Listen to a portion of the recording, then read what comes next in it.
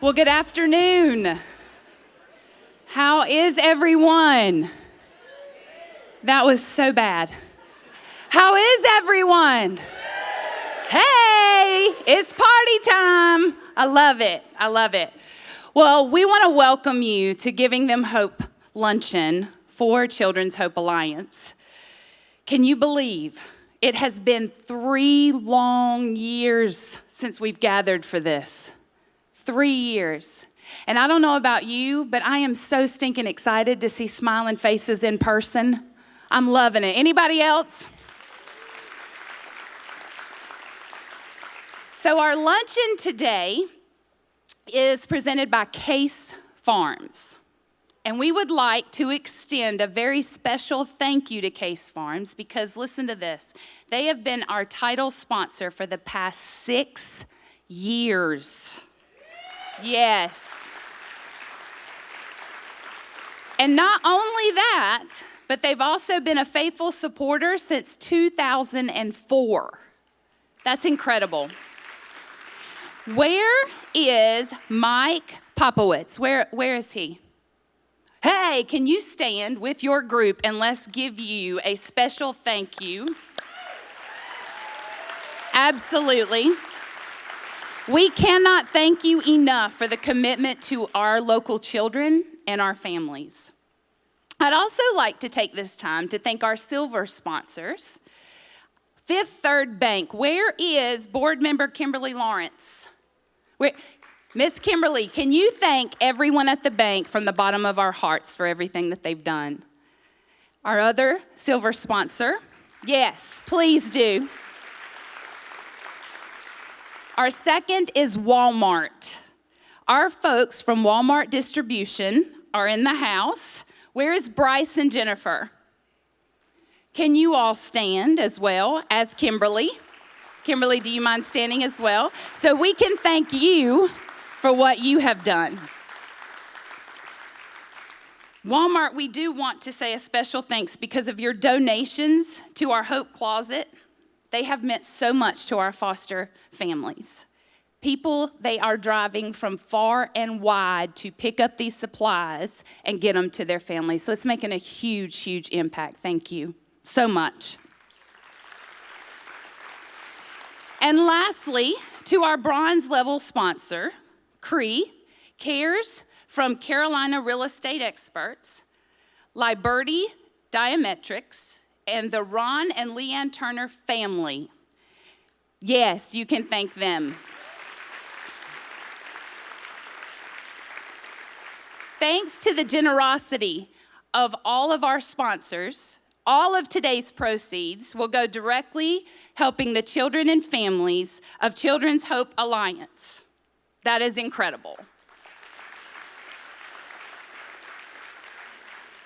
Well, it is Foster Care Awareness Month, and a group of foster care staff have gathered together to give you a sweet message.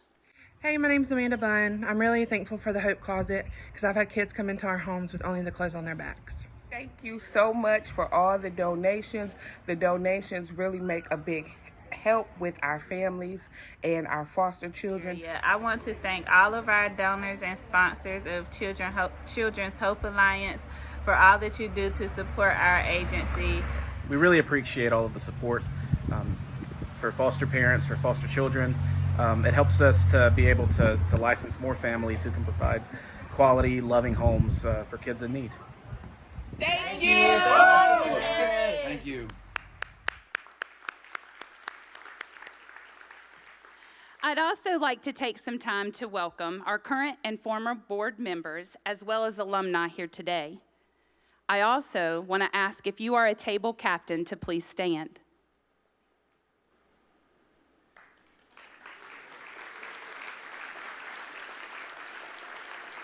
Simply put, this day would not be possible without you. And we give you our sincerest thanks for your dedication. You are such an important part of Children's Hope Alliance family, and we are grateful for each of you. Thank you. Well, my name is Christy Edwards, And I have to tell you that I get the honor and privilege of being the MC here for Children's Hope Alliance Luncheon. As a child that grew up at risk, my mom was 13, my dad 17, and then they got me. That was a joy. Our house was filled with drugs and alcohol, as well as poverty and abuse. And you see, it took people that really cared, people that stepped in and stepped up on my behalf to show me a better way. And because of that, people just like you, it changed the trajectory of my entire life. And so I tell you a personal thank you just for coming and being a part, and even taking that step forward to say, no, I want to do more, because I promise it's life-changing. So thank you for that. Well, today we're going to focus on one word: family. But family is never just one word. There seems to always be a descriptor in front of it. We have biological families, extended families, blended families, step families, single parent families, broken families, families on the mend, families in crisis, adopted families, foster families, kinship families, grandparent families, unconventional families, and my all-time favorite, the Crazy Edwards family. Ours is a blended of quite a bit of different things. We have an adopted family as well as a step family, and my husband and I, came from a broken family.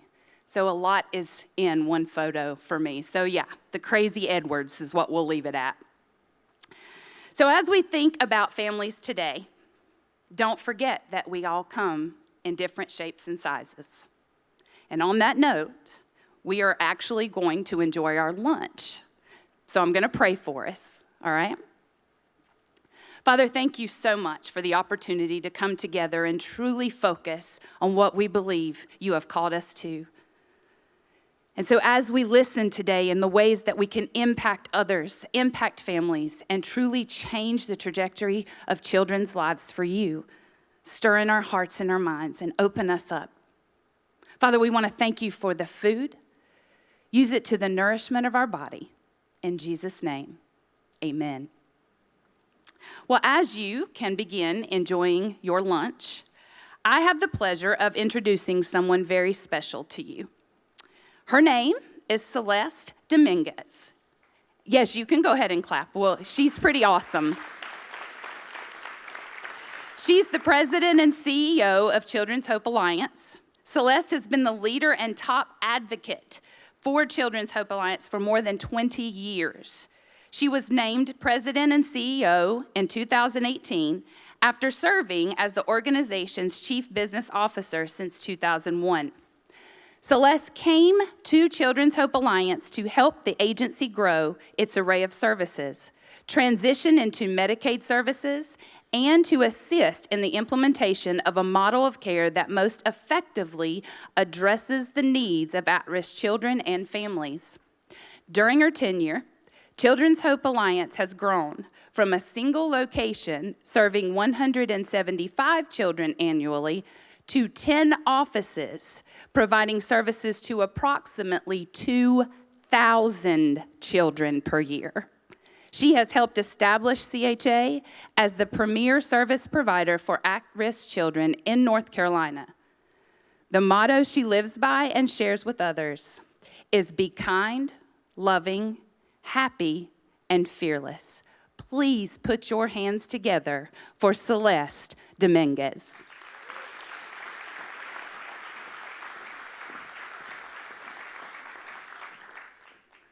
Thank you, Christy, and thank you all again for being here today to hear our story of transformation and innovation and what we are doing to help children and families in North Carolina. I'm going to start today with a story of a young girl that I think will help you understand the passion and motivation that comes to me for doing the work that we do. This young girl, at the age of 4, had her first exposure to domestic violence within her own family, between her parents. There were 8 children in this family, and there were years of abuse, poverty, homelessness, alcoholism by her father, substance dependence, traumas of really all different kinds, including losses of key family members. And as a result of that, right, you would think that that young child would just say, what in the world am I going to do? But she didn't. And she didn't because she had a mother who truly was her champion, her believer, her support. And when she went to school and learned and loved to learn and wanted to learn more, her mother got behind her and said, let's have you spend some more time with all of these teachers, right? Let's let these folks that you love to be with be your inspiration. Let me help you live the life that you want to live, which was very different than the life that her mother and her father lived.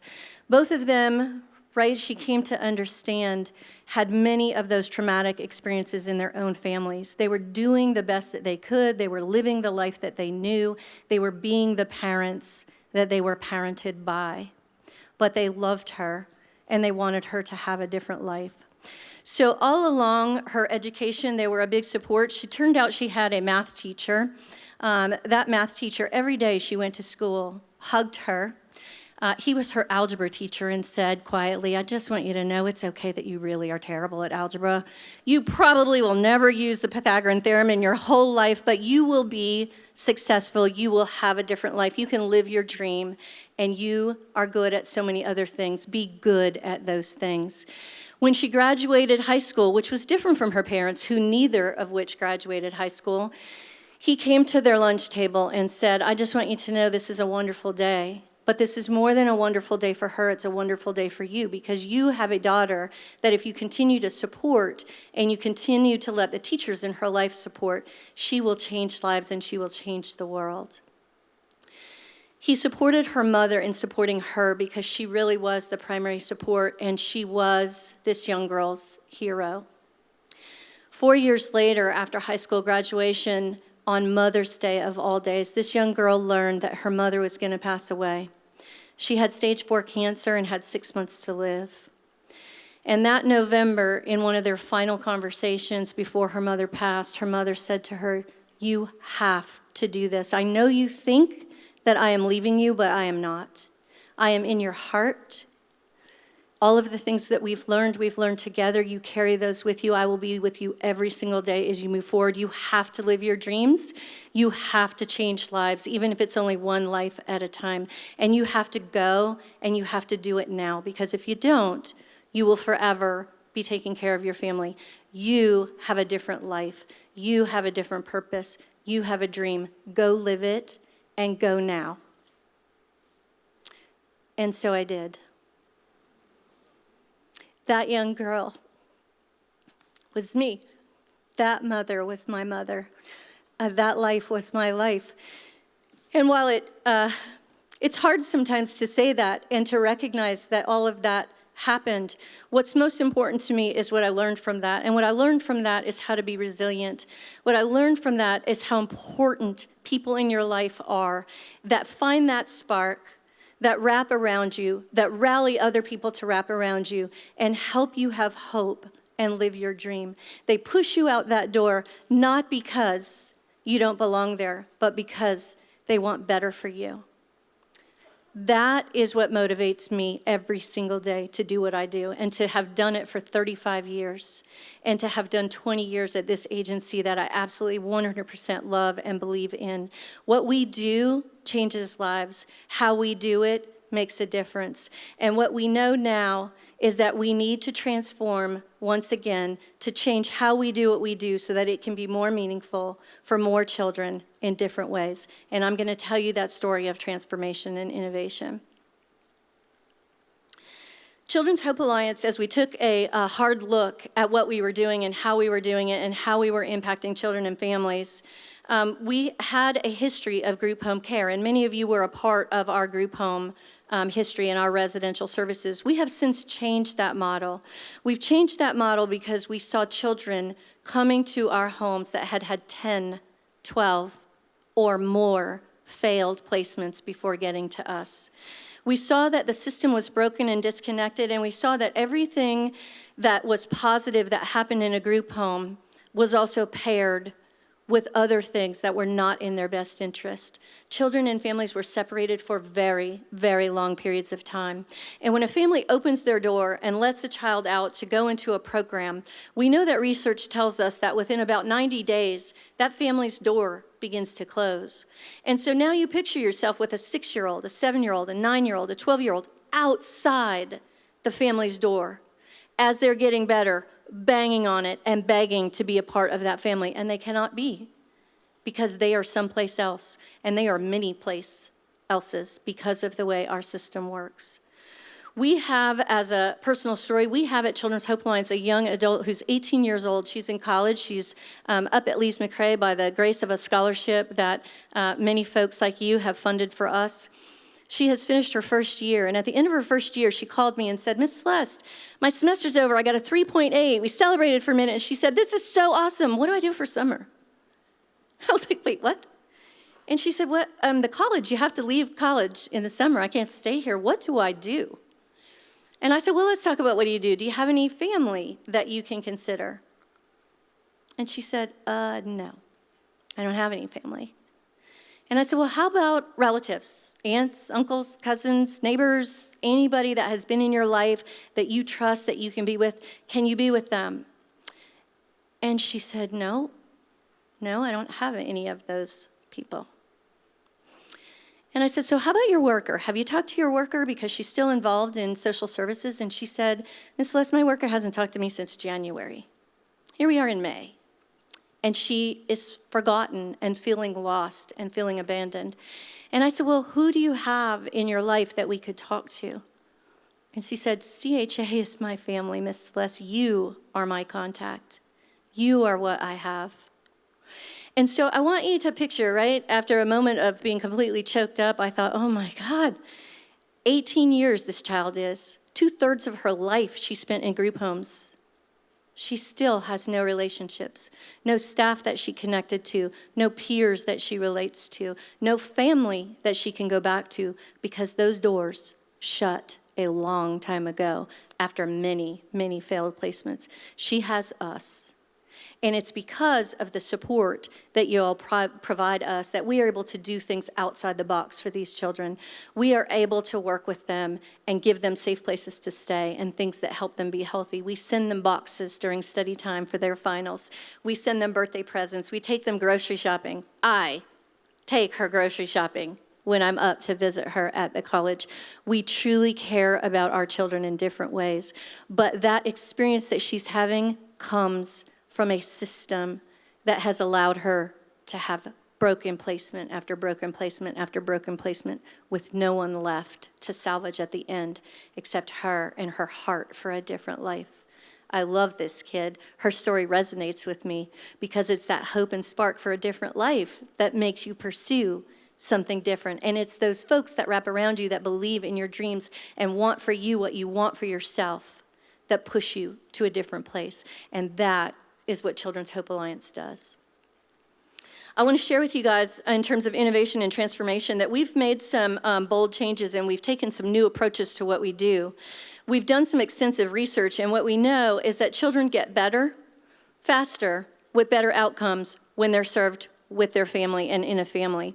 We know that for 10 children that are served in our community-based services array, these new models that I'm going to tell you about, we could have served one child in a group home.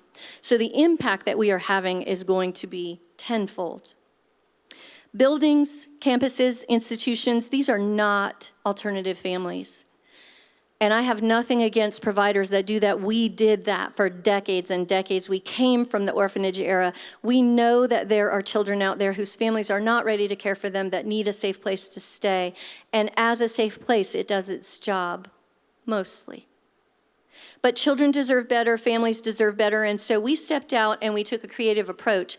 And I will tell you that this creative approach didn't just come from me. It came from a very, very exciting executive team who wants more for children and families. So I'm going to take just 1 second. I know our executives are here in the audience in different places. I'm going to ask you guys to please stand up for a minute because I want everyone in this room to know where you are and that they can come to you when this day is done and ask you questions. So executive team, if you stand up and just be recognized.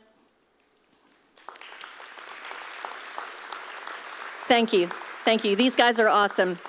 We also are going to talk today about a new service called Child Act, and we are fortunate enough today to have some of our very, very excellent professionals from that service here with us today. So I'm going to really quickly ask our Child Act team, who is here, wherever you are in the audience, please stand up and be recognized for the great work that you do and the very innovative approach that you're taking to change the lives of children and families in North Carolina. Don't be shy. Thank you, guys. You guys are awesome. So instead of telling you the specifics about this service and this service design, I really think it would be more impactful if you guys could see a video from a family that is served within this service. So Tracy and Jonathan, you see their photo up there.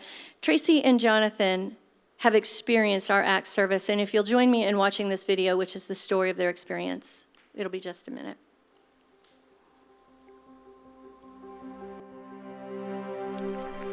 I started noticing something going on with Jonathan in kindergarten. Then the school started noticing it. We were having meetings back to back about his behaviors, his outbursts. He is the kind of kid that finds the loophole if there's a loophole to be found.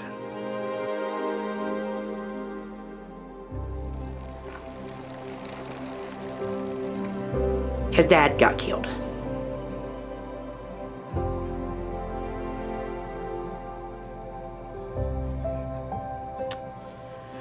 That's when my nightmare with him began. He used to stand up and tell me he wished I'd have died instead of his daddy. Refusing to go to school, refusing to let me out of his sight. Destroying anything and everything that he could get his hands on, busting TVs, tearing up clothes, tearing up game systems. Getting up, going to school that morning, his daddy was here. He gets out of school a few hours early, daddy's gone.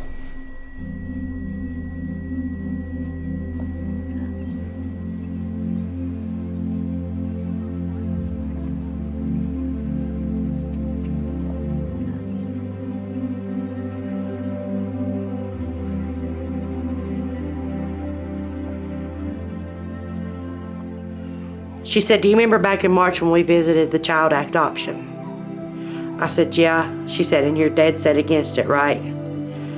I said, "Well, if it's my only option, I'll give them a try." She said, "This is only temporary. If the child is tearing up stuff, cussing you, getting suspended from school, you've been to doctors and you've tried thousands of medications and nothing works, and the therapist says, try Child Act, try PRTF. You don't know until you try if it's going to work or not."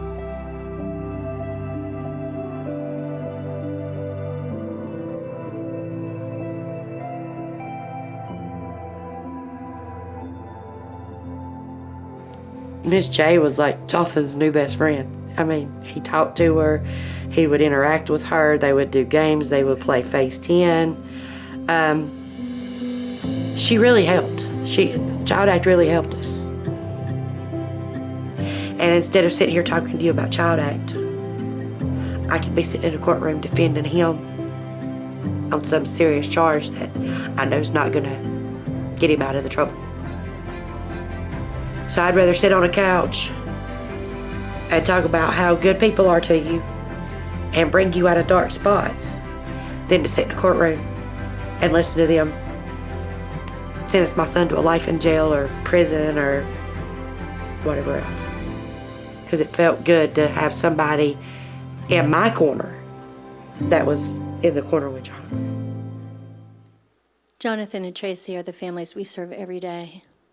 Folks ask me, what happens to those kids that were in your group homes? We're still helping them. We're simply helping them in a different way.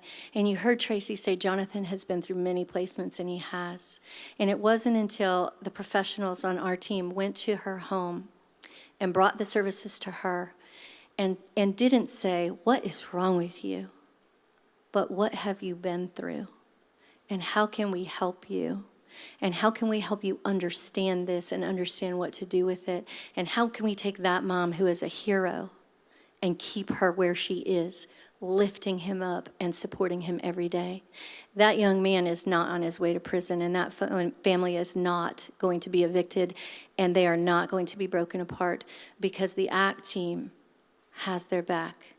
They come alongside these families, they partner with them, they live life with them, they do the messy parts of life with them, they help them figure it out, and they use a team approach to do that. Unlike any other service, they have a psychiatrist, a nurse, therapists, social workers, case managers, team leaders, an entire group of folks who wake up every day to wrap around them and make sure that their life is different and that they're moving forward. Tracy says in there, which absolutely breaks my heart on one hand and makes me have hope for this family and all families on the other hand, "It felt good to have someone in my corner that was in the corner with Jonathan." We have families all over our state that want to figure out how to parent their children with difficult behaviors. We have decades of children in our state that have been moved from group home to group home to group home and are broken now, some of which broken possibly beyond repair. But before we give up on those families, we need to be bold and we need to move forward and we need to do different things for them.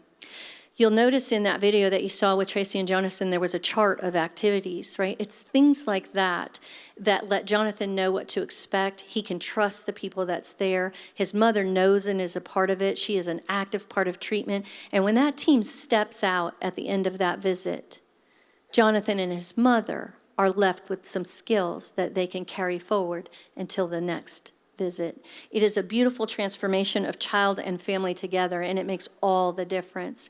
That magic that happens in their four walls and a door comes because the team comes to them. So we're going to move forward, and I want to share with you guys that this is one service among many that we are doing, and we are in a transformational time. Our board challenged us to be bold and brave. Our executive team wanted to jump in. We saw all the needs that children and families had in North Carolina and on our borders and beyond. And so we set in 2020 a new vision and a new strategic plan. And in that plan, we have a target of moving from 2,000 lives impacted to 20,000 lives impacted. And I know that sounds like a really big number, and it is a really big number. But there are more children and families in North Carolina and our surrounding states than that big number. So we're going to move there first, and then because we are bold and innovative, we're going to move beyond that, and we're going to continue to find the needs of children and families out there, and we are going to continue to do our best to meet them where they are. Healing families together is what brings generational change. And with generational change comes the breaking of cycles. It becomes the healing of communities. It becomes the difference in transforming our system. And we do have work to do to transform our system while we move from 2,000 to 20,000. We have an array of services all geared towards treating the family. And you saw in that video the array of families that are out there. There are different needs at different times, and our array of service helps them meet those needs. And you're going to hear in a little bit a brand new innovative service that we have. It's our Heartstrings program. It is a fabulous creative program. I'm not going to give away all of the details, but I am going to tell you in this video, which you definitely are going to watch and want to watch, that we are about to offer a summer program that is going to meet a critical need right here in Iredell County and will absolutely have the potential to change over 100 lives. Really, really cool stuff. I have a favorite author, Maya Angelou, and she has a quote, and I love this quote. She says, "Do the best you can until you know better. And then when you know better, do better." That is where we are at Children's Hope Alliance. We know better, we can do better, and we have taken a stand, and it is a powerful stand, it's a strong stand, it's going to change the lives of children's families, communities, generations. It's also going to change the system in North Carolina. I will absolutely make sure that we fight every day to help the state understand that there's a better way to help these children and families that are struggling. So we've taken that stand. That stand is to heal children and families together. It's to keep them together. It's to provide hope, health, and healing while impacting generations along with individuals and individual families. And we need your help. We need your help because children and families deserve better. We need your help because there are children in group homes that need to get back to their families, and there are children in families that need to stay out of group homes. They need someone to come to them and help them heal together. We need to prevent the ongoing breakdown of the family systems, and we need to change the way children are cared for moving forward. There is a difference between minimal services and best services, right? And we are oriented because of who we are and what drives us and the passion that I shared with you in the beginning to do the right thing by children and families.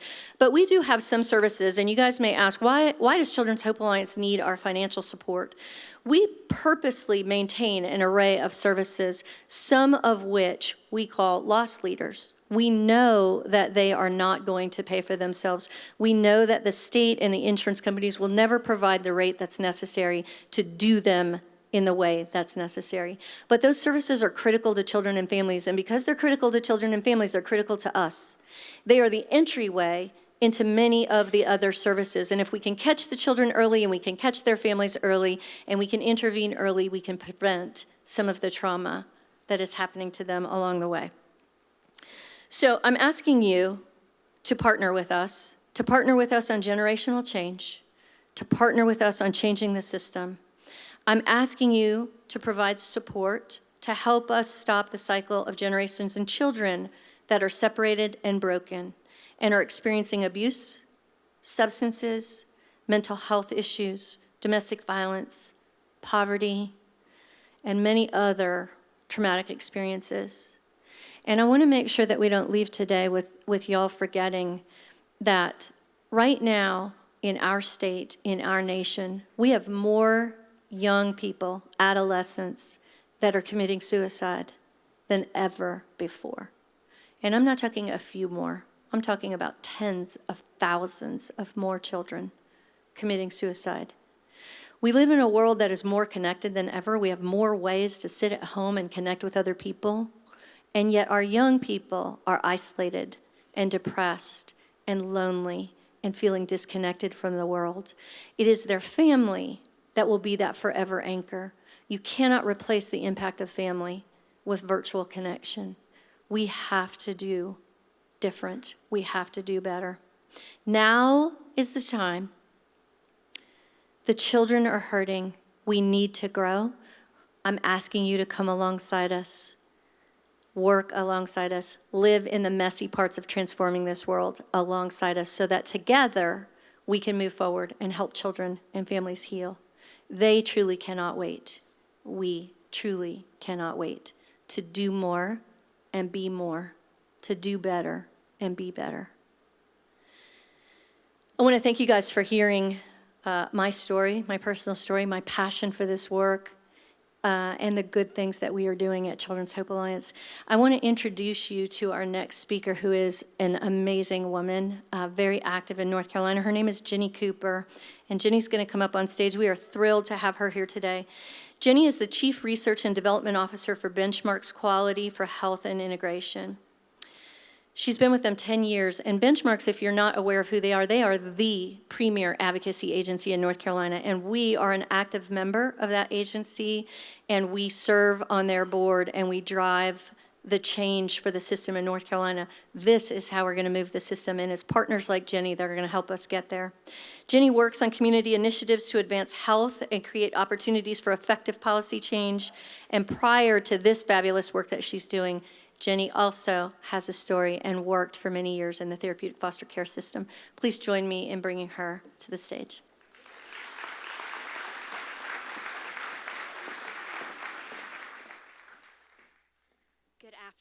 Good afternoon. Great to be with you all today. I hope I can live up to the two fabulous speakers that you've already had, but if not, don't worry, my speech is very brief. So if it's bad, it will just be bad briefly before we move on to the next fabulous speaker for today. So we have heard a lot so far today about families and communities and the values of families. And I just want to reiterate that importance and why I believe so strongly in that methodology. So my confidence for that doesn't stem from the fact that I've worked in the field for just about 20 years, not quite, but just about 20 years, or because, as Celeste mentions, I work at Benchmarks, which is a leading advocacy organization for children and families, or because if you look at the research and literature, it strongly supports the value of keeping children in their families because that is where they thrive and that is where they can grow if they're able to remain there safely. But rather, my investment in this and my belief in this stems from the fact that my family's been involved in foster care and adoptions for almost 90 years. So for me, when I think about families and communities, I think about my grandfather, who at the age of 85 finally got to meet his birth family. I think about one of my foster sisters whose mom had no choice but to leave her at the fire department because that was a safe place. And I think about one of my youngest cousins who spent 17 years, right, from the age of 1 until he was 18, in the child welfare system without ever knowing true permanency. Because, like many families, my family knew oh too well the impact that opioids had way before the opioid epidemic ever hit the 6 o'clock news. And while my cousins were well cared for and they were loved in their kinship family, I will never forget my oldest cousin telling me how hard it was not to know where she would be living in the next month or the next year. Would she be in that kinship placement, or would she finally be able to move back in with her parents because she never knew what was going to happen next? She grew up and her siblings grew up in this limbo. And so it is those experiences, not the work, not the research, that tells me that children should be served in their communities and in a family setting whenever possible. Now, as you have heard, Celeste, and I am sure the rest of her team, have also had similar experiences that led them to embark on the radical change that you're hearing about today. So you see, everyone in the world can find problems to complain about. We are all probably very, very good at it. A few of us are good at finding solutions to those problems. But there are very few people out there who are able to envision true innovation, and even fewer who have the skill set to turn that innovation into a reality. Edison did not think that more candles were going to be the answer. And Henry Ford did not think that buggies simply needed more horses. They knew that radical change was in order. So when I first started working with Celeste and her team, it was about ensuring that traumatized foster youth had the access to the best treatment in a proactive way. And so while over the past decade this has become business as usual for the most of us, a decade ago it was quite novel. We were trying to take multiple disparate systems, have them work together, create a shared language, have the same vision, and be nice to one another at the same time. And what was so helpful when we were trying to develop that process was Celeste's insistence that there wasn't one or two things that needed to be changed, but rather we needed a radical shift in thinking. Not candles, but electricity. Not horses, but horsepower. And so today, Children's Hope Alliance is pioneering a similar radical shift. A move from treatment in a building to treatment in the community. It is the essence of meeting people where they are. And a move from considering individual children to thinking about the whole family. Because just like systems can't be siloed, neither can children and their families. Now, as a mental health professional, I would be remiss if I didn't make you do something just a little touchy-feely today. So be prepared, okay? So I want you all just to take a deep breath, okay? Close your eyes if you find that more soothing. And I want you to imagine waking up in your own bed on a day when you don't have to rush. Feel the comfort of your mattress. Feel your favorite sheets. Slip into your favorite robe and comfy slippers. Maybe smell your best coffee brewing. Perhaps you have a four-legged friend that needs to go outside. So take a step outside, look around your home. Maybe your flowers are in bloom. Maybe there's a friendly neighbor that you wave to. And really hold on to those feelings that you have from being in your own space. The comfort, the joy, the peace. Those are things that none of us would willingly give up. It is those feelings, the peace of being in your own home, the comfort of your own bed, the joy of your pet, that Children's Hope Alliance is innovating to protect for each and every child and family they work with. Edison challenged us by saying, there is a better way to do it. Find it. And Children's Hope Alliance has done just that.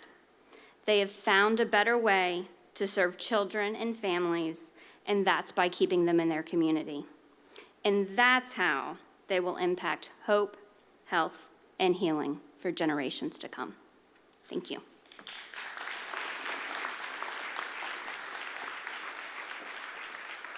I'm really excited about our summer camps this summer at Heartstrings. So working with Iredell Statesville schools, we found out there are over 230 homeless children in Iredell Statesville schools. Homeless meaning they live in cars, they live on someone else's sofa, or they live in area motels. And so we decided that we would work with Iredell Statesville schools and have the kids transported from 2 local motels to Heartstrings this summer for half days for 3 weeks. So the kids will come over, they're ages 5 and up. They will have a half day. They'll have an art class, a music class, we'll have lunch and a fun activity like making smoothies or decorating cookies. And then we'll take them next door to the Parks and Rec pool for an hour before we take them back to their motel. So we're so excited. I think this is just the beginning of a wonderful program that we can continue and expand on every year.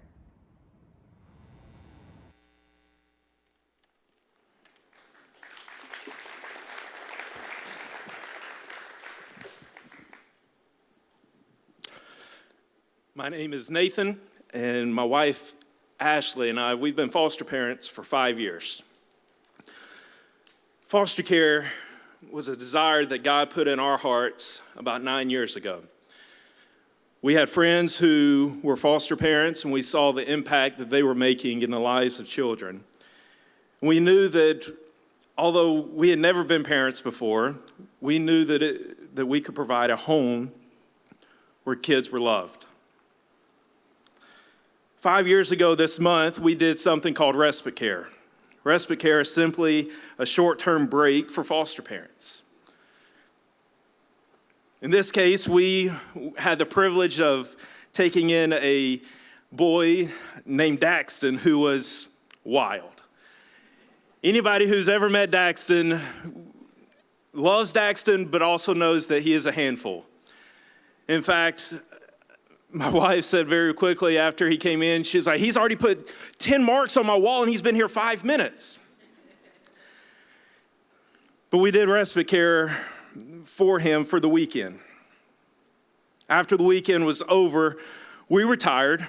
We'd never been parents before. We didn't know what we were doing, but we were exhausted. But I remember looking at my wife and I told her, I said, I would adopt him if we were given the opportunity. Little did we know that Daxton, he was about to be moved to another home. See, Daxton had bounced around from home to home because he was a handful, because he did have a lot of behavioral problems. So a normal thing for him was to just go to a new place. People had concerns for him moving in with us because they didn't want us to be burnt out on foster care because they were afraid that he might be too much for us to handle. And there are many stories that I could share with you about how Daxton's life has changed over the past 5 years. See, from the boy who was kicked out of after-school care, the boy who was sent home many times during kindergarten, to the boy who we have today as a fifth grader who's AB honor roll, who is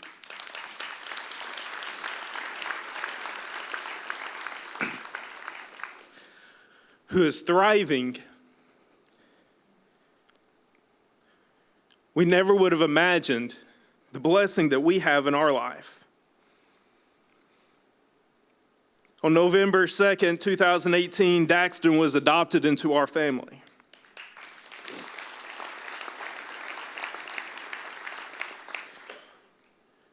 Recently, Daxton asked me, he said, "Dad, I understand why I couldn't be with my biological family."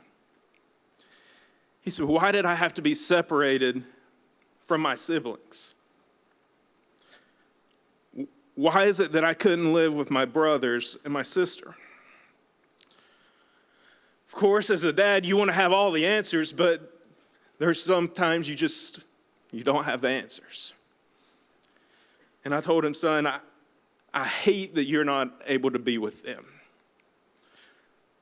So Ashley and I, we began to talk even more.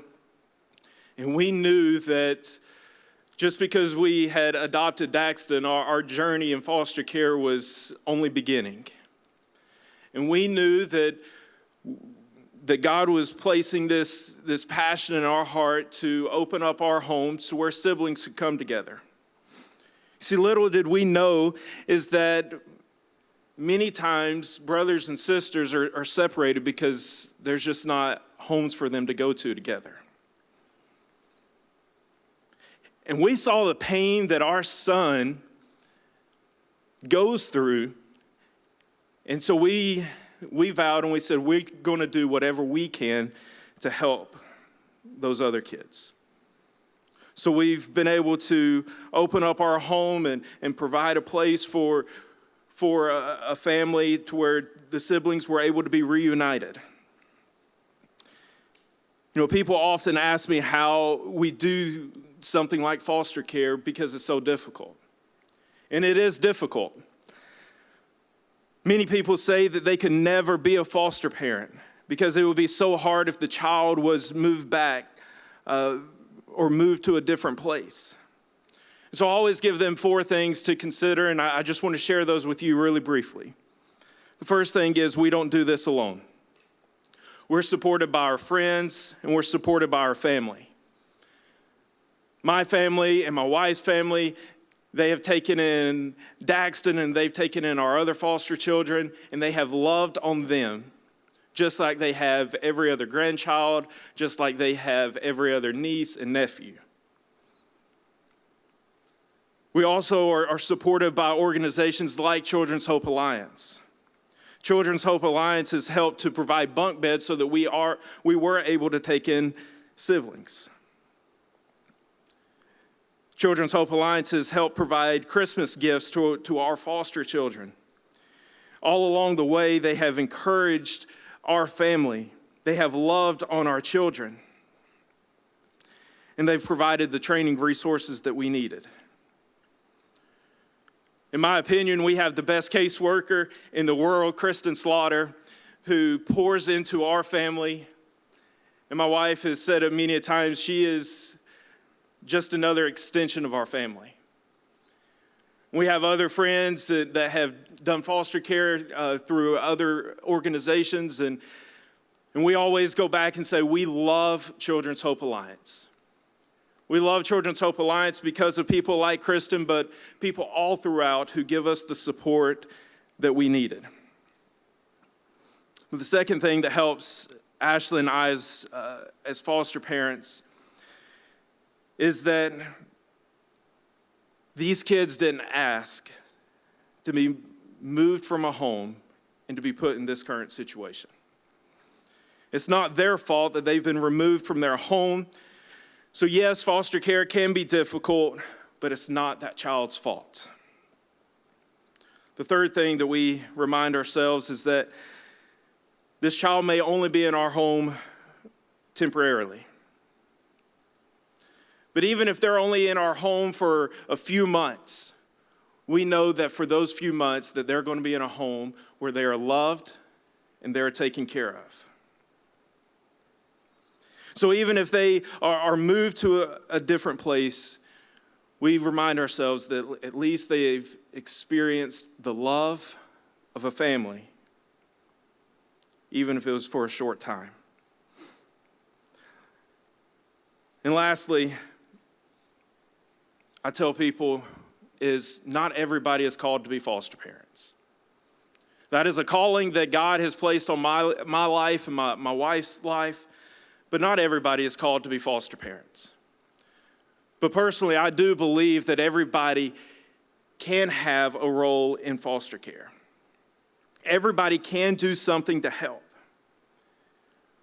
Some people are called to just be a respite home to where a child can go and stay for a weekend. Some people are called to be guardian ad litems. Others are called to be social workers. Some are called to provide a meal to somebody that you know who is a foster parent when they get a new placement in. Others are called to support organizations like Children's Hope Alliance. We are very privileged to have the family that we have through foster care. We love our son Daxton, but I just want to encourage you with this. These children, they didn't ask to be put into foster care. They didn't ask to be going through the situations that they're going through. But we can all come together and play our own roles and to support these children however we are called. Because every child deserves to be in a safe and loving home. Thank you.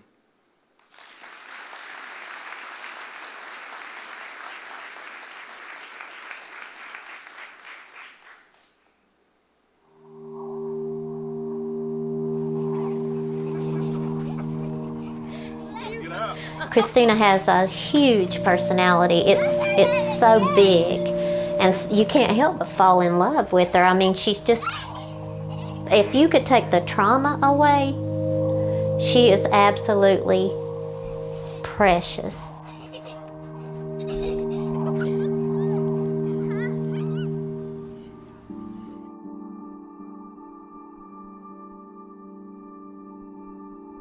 We found out that from Christina's social worker and the pictures and things that were taken into court that Christina had been kept in a playpen with baby gates bungee cord over the top of it to create a cage.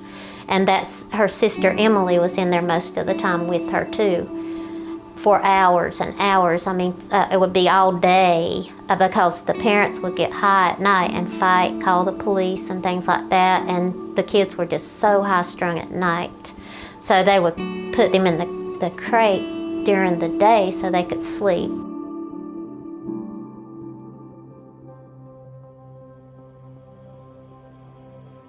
The first day she was here, it was a real challenge because when it became time for her to go to bed that night, she became really upset, you know, and crying and kicking and screaming. I would sit on the couch with her. You know, we would watch TV. When she started getting a little bit sleepy, I would go up to the room and sit with her.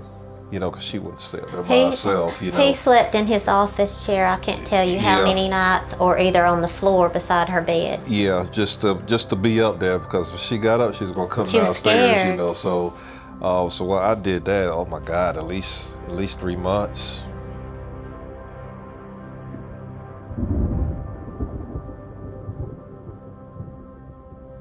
she had seen something unreal, to the point, and she looked at me one time when she was talking pretty clear, and she was like, "Mommy, I'm scared." And she just wet herself.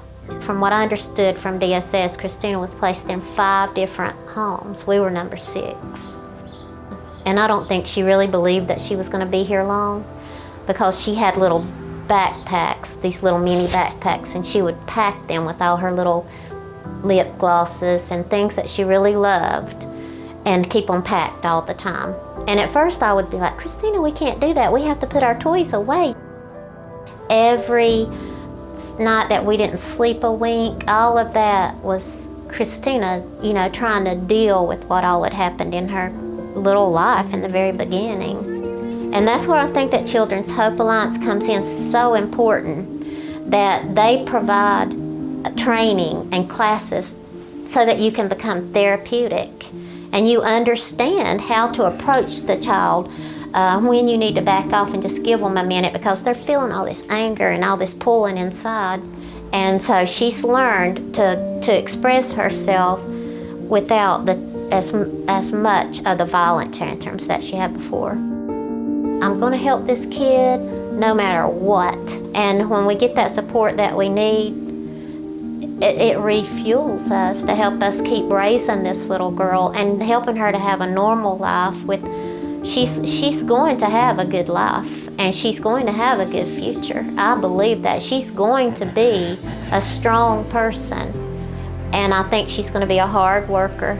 I think all those things. I see big things for Christina. At first she would kiss the car, kiss everything before she left the house, and say, "I love you, house. I love you, car.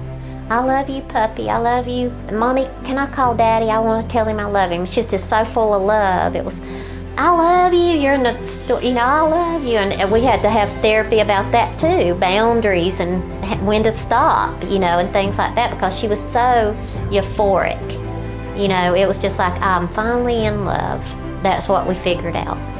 She had finally figured out what love is, and it was here with us.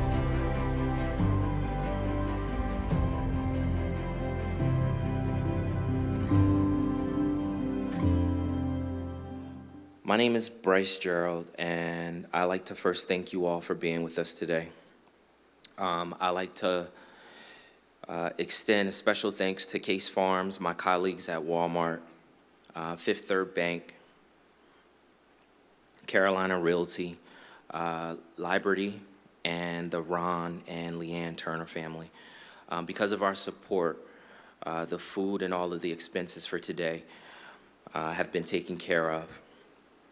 Children's Hope Alliance is extremely grateful for our generosity, and because of these organizations, individuals, every gift that they've received today will go directly to the children and families of the Children's Hope Alliance.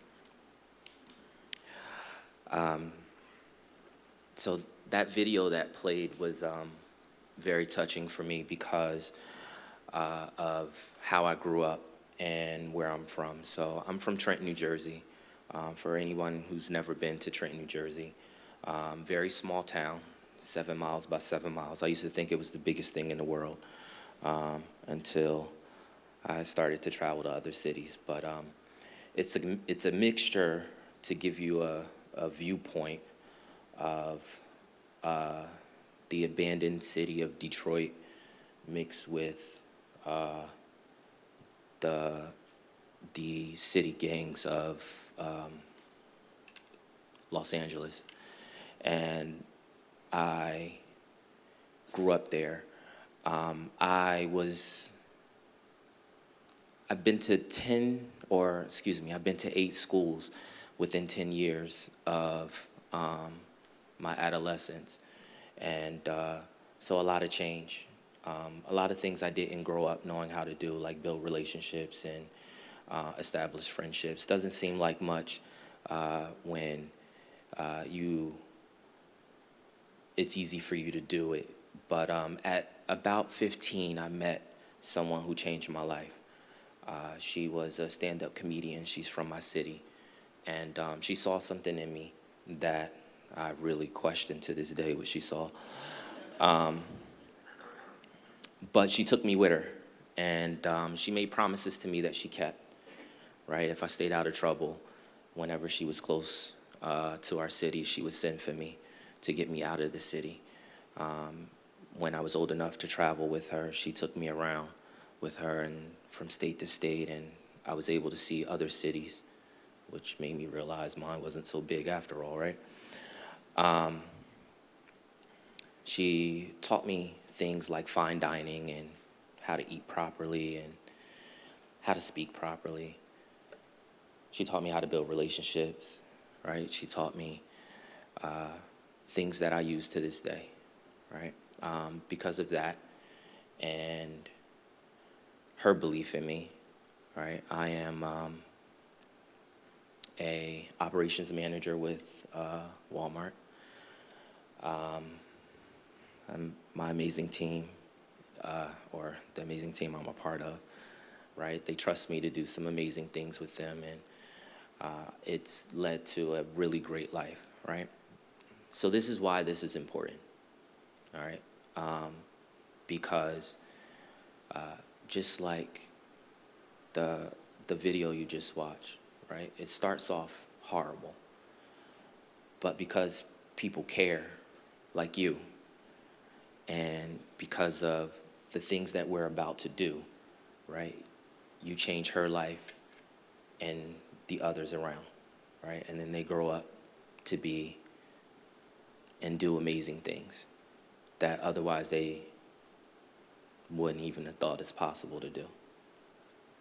So let's spoke about a few things that we need to do today.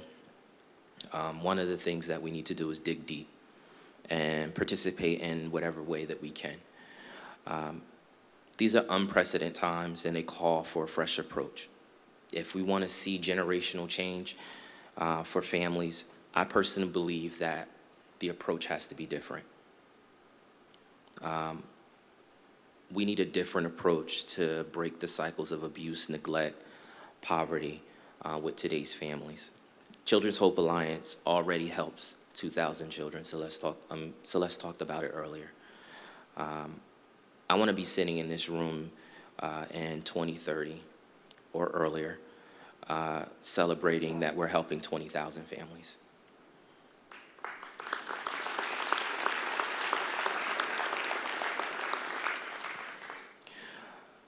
So I would like to ask the table captains to hand out the white envelopes that are in the orange folders that you got.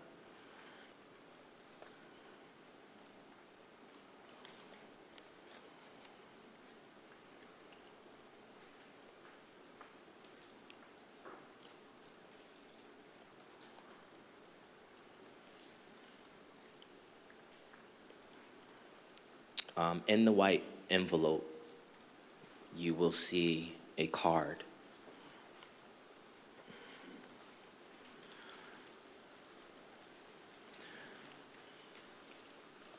Starting at the top of the card, we list different levels of giving with the pledge to give annually over a 5-year period or reoccurring monthly gift.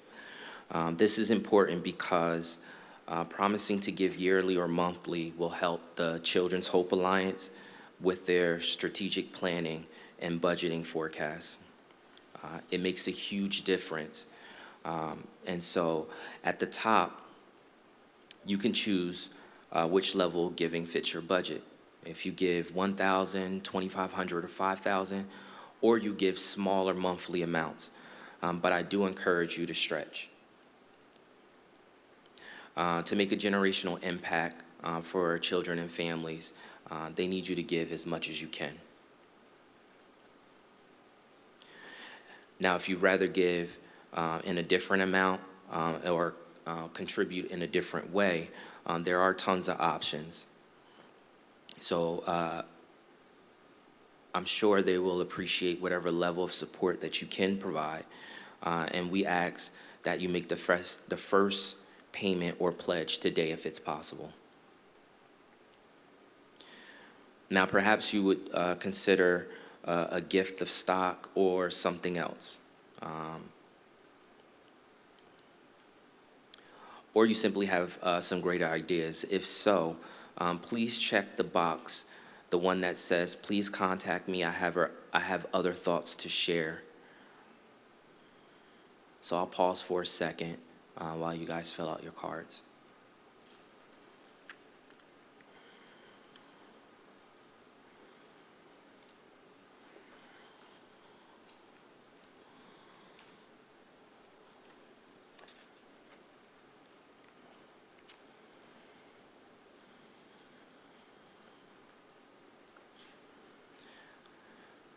As you continue writing, please know that whatever gift you have chosen today, the Children's Hope Alliance sincerely thank you, each and every one of you, and on behalf of the great families that they serve.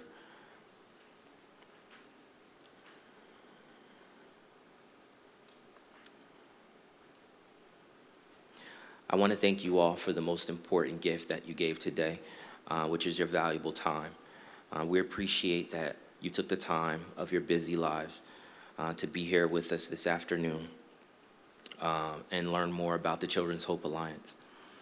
I'll give you some time to finish filling out your cards, and please, once you're done, please pass your envelopes back to your table captains.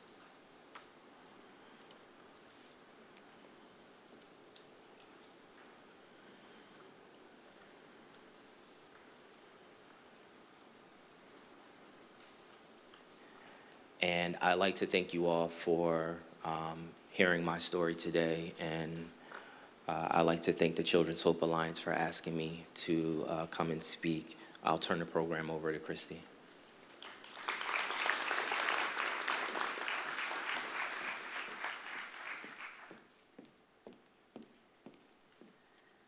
Well, we truly do want to thank you for your undivided attention, and we hope that you have enjoyed hearing more about what Children's Hope Alliance does and our exciting new approach to helping children and families in a much bigger way.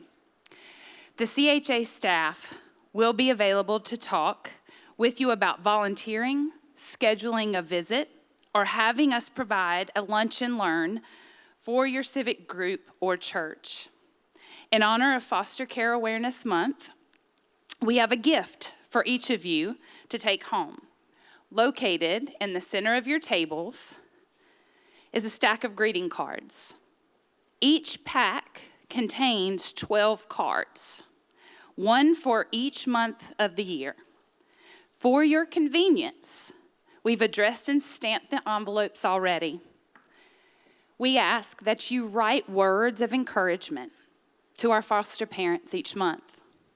And we promise to deliver to foster parents who may be struggling or would just love to hear and know that you're thinking of them. Thank you all so very, very much, and we hope you have a wonderful afternoon.